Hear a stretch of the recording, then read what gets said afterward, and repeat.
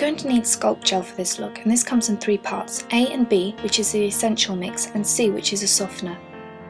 Now I'm going to be mixing this all on a palette using a palette knife. So taking a small part of A, I'm going to put it on the palette knife, clean the palette knife, and then take an equal amount of part B.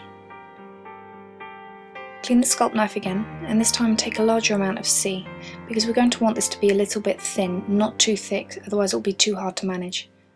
So mixing it together, I'm going to be using a lip pencil and a sculpting tool. So first taking the lip pencil, I'm going to draw the baselines.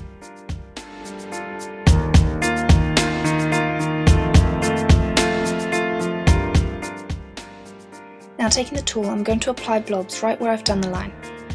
So don't bother about being even or anything like that at the moment. All we want to do is get it on the lines. Once we have a thick amount on the lines, start to use the edge of the tool and blend it all out. Blending is essential. Take your time on this. This part has to be right or the rest of the look won't come together.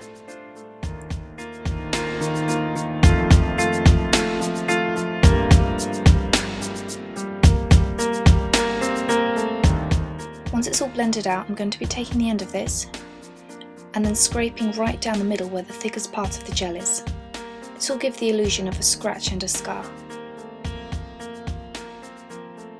Obviously the thicker the gel is, the deeper it looks.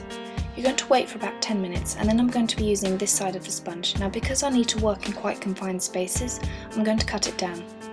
This gives it a skin texture and also erases shine. The only problem is it can sometimes flatten it, so you might want to redraw it. You want to be very careful with any sharp objects near your face because obviously you don't want to stab yourself. Now I'm going to be taking some translucent powder and using the other end of the sponge, I'm going to just roughly bash off all the excess and then carefully stipple it into the skin. At first it will look powdery, but by going over and over it again, you'll eventually get a skin-like look.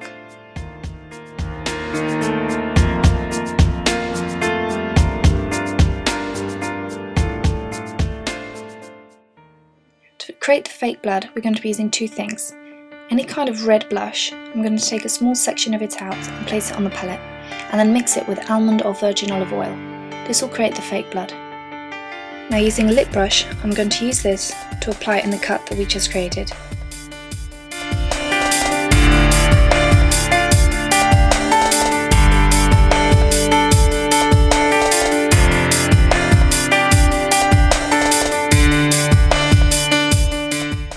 For the tinier details, you might want to use a thin eyeliner brush.